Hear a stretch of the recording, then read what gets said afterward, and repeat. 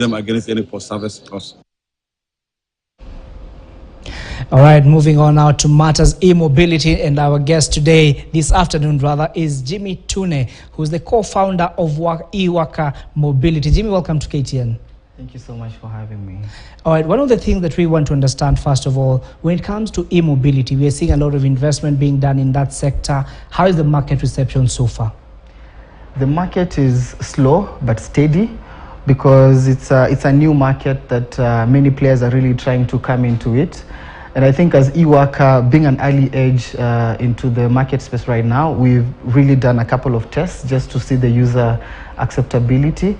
And then now we're in the process of deployments. All right, and what has been the reaction of the customers and the people that you interact with? What is their perception when it comes to e-mobility? People are really holding back because, as you can imagine, being a new product in the market, there's this early development kinds of fear that people have if you have a new product. So people want to really test and confirm that it can fit their use case. And that is exactly what we have done. We've tried to bring different products that have been tested for different use cases. I'll give you an example. Like we have products for personal use, commuting to and from work. We've also really focused on last mile delivery solutions, whereby we have an electric bicycle for Shuja. But before even this came, we had to see what people really want, you know. You understand there's a range anxiety. Like if you give me an electric bike, what if the battery dies on the road, you know? So eWorker has come up with a solution of a very sturdy electric bicycle that we call the Shuja, that can be able, you can sit on it and throttle for long, but at the same time, you can be able to cycle yourself to the next place that you're going. So this is just but one of the examples trying to solve a need, but not imposing a need at the same time, understanding what the market wants and really just giving them that. Jimmy, it's actually a good thing because you are the co-founder of eWorker. Now, of course, this is an area that is largely unexplored in Kenya. What was your thinking when you were coming up with this business model? My thinking was moved by a personal need that I had. My first company was a logistics company. And when we wanted to expand, we were looking for electric vehicles.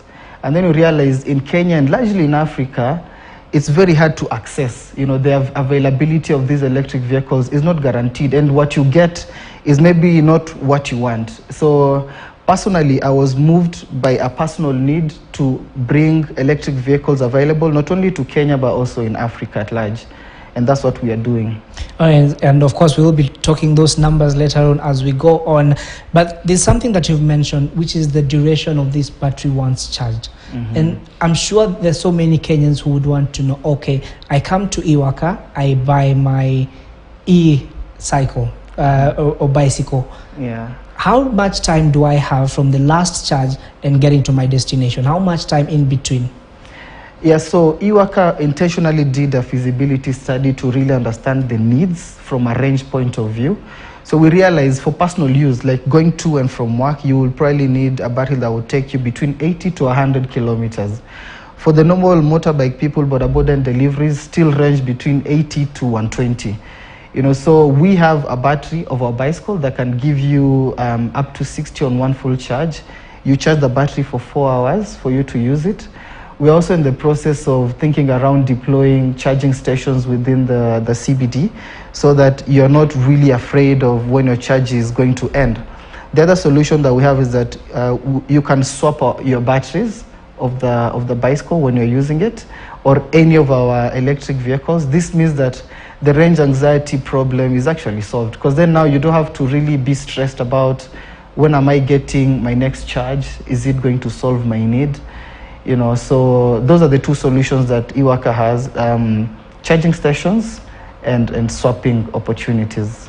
And of course, there's also the question of cost. And I'm sure there are so many Kenyans who would, myself included, who would maybe want to own one of these e-motorcycles or e-bicycles in the future. The question is, why should I go for it, yet it's already expensive? And number two, I'm not sure where these charging centers are or these charging spots are. At least with a normal car, you know, if you run out of gas, you're going to get a boda rider who will go and get you fuel, which we saw a lot of during that duration where we had a bit of shortage of fuel. So how do you address some of these challenges?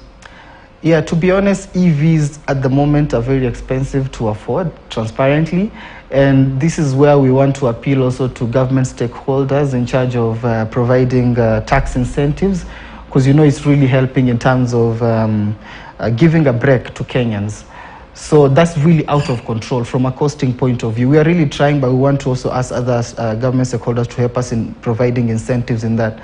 Now, when it comes to access, e-worker gives you, so with our bicycle, comes with a charger. So you can easily charge it at home. You can comfortably charge it in the office, for example, if you're going to the office. And also, there is also a possibility of having 2 batteries, for the vehicles that you have. So with the different segments that we have, because e-work, as I said before, has really tried to segment the markets. You see, when you go to people who do deliveries in particular areas, because they are normally segmented, there's the CBD, there's Westlands. So we've really tried to have agents in those particular areas that people can go. So we're trying to build an ecosystem that actually supports you having a vehicle. So for yourself, like you said, the solution today will be that you'll have a charger to charge at home and in the office, and then also with our swapping agents in the different parts of Nairobi. And of course, Jimmy, when you look at the Kenyan setup particularly, the cost of power is not cheap. And the next question that comes to mind is, how much power am I going to put into this thing? Because if it's a bicycle, you want to know how much power am I going to use. If it's a motorcycle, an e-motorcycle, if it's a car, you need to understand how much power does it consume before you buy it. Yeah, that's a good question. So with power consumption, with the vehicles that we have, with the tests that we have done, with the electric motorcycle, our electric kick scooter, and the bicycle, you use 2 units of power. 2 units of power based on where you're coming from, that's like 50 shillings. So 50 shillings gives you a range of between 60 to 80 to 100 kilometers actually. So you can imagine, when you do the maths, you realize that even a person who uses matatus to go to and from work, it's more expensive than when you own an EV, because with 50 shillings per day, your battery is fully charged for you to do 80 kilometers, right? Okay. If you are going to the office, you would need probably 50 and 50 back, So I think there's also lack of awareness in the space right now, because it's really new. But personally, I use an electric motorbike now to commute to and from work. And I realized that there's so much savings. And many Kenyans who are using fuel, with the rising fuel costs, it's become unbearable. And we want to pass the message across to any Kenyans, from the people who use the public transport to the ones who use their private means. It's so cheap to go electric. And with eWorker, we have financing options for you to access the vehicles. We're really trying to support early adopters in that regard. All right, and of course, the next question that comes to mind, Jimmy, is the question of the maintenance. This is an issue because I'm sure many Kenyans would want to know if, let's say, my bicycle breaks down. It's an electronic bicycle. Of course, I'm not going to take it to a normal fundi. Where do I take it for repairs? Where do I take it for services? Yeah, so as I said, again, supporting the ecosystem, because we can't give vehicles and let guys be stranded. So eWorker has actually mobile technicians. We've really been able to train a number of technicians who are able to come to the location where you are. We also have a service center in Hurlingham, which is where also our showroom is. So both ways work. If someone is stranded wherever they are, our technicians can be able to come to you and then solve the problem, whatever it will be. You can also bring the vehicles to our service center in Hurlingham, where they can be attended to. We have all the parts. We've invested in a couple of parts to be replaced. And again, when you buy a product from eWorker, we give you a grace period where we take care of maintenance and servicing. When you look at some of the happenings that have been happening over the last few years with regards to e-mobility, we have seen a lot of buses coming into play. And the question that comes to mind, Jimmy, is, can we be able to sustain this new ecosystem? Yeah, I think it's possible. You see, revolutions take time, but Kenyan is an interesting market because people are really optimistic and outgoing. And that's the belief within eWorker, that we can be able to transform one person at a time. And that's where you realize that we didn't come to impose a solution. We said, look, let's understand, what do Kenyans really want? Then you realize the people who do deliveries, they really want a product that is going to make sure that they can maximize the number of deliveries in a day. And then you have another segment that want a micromobility solutions. For example, you see, we have the governor wanting to decongest the city, for example. But then the question is, how do you come from that terminal to CBD? You know, so Iwaka has, for example, kick scooters that can be deployed to allow people to move across, you know, just last mile distances. You know, the same kick scooters are used for deliveries. So just micromobility solutions that are multimodal to feed different needs, specific needs in different sectors. You're in the last mile transportation business, and now the question that most people, I'm sure, and this is actually something that I also would want to know, is how efficient are these e-mobiles? I mean, some of our roads are terrible, to be honest, but how efficient are these e-vehicles? Yeah, infrastructure, if we are being fair to Nairobi as a city, if you've traveled around, you'll say, we're not doing very badly, we can do better. And I think with our vehicles, they can be able to move within the streets, you know, because they come with, again, as I said, we didn't want to impose something, so we built a vehicle that fits the roads of the Kenyan market. So infrastructure-wise, more can be done, but we have a place to start from.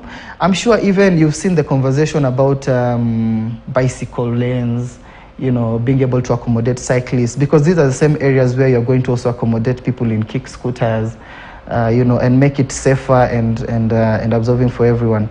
Like if you look at France, for example, before, if you, I think 5-7 years ago, it used to be a country with many cars, but now they decided to, you know, make it so expensive for you to park in the city that you have to commute with a last mile solution. And this is what we can also do in Nairobi. All right, and of course, very diplomatic answers from you on that end.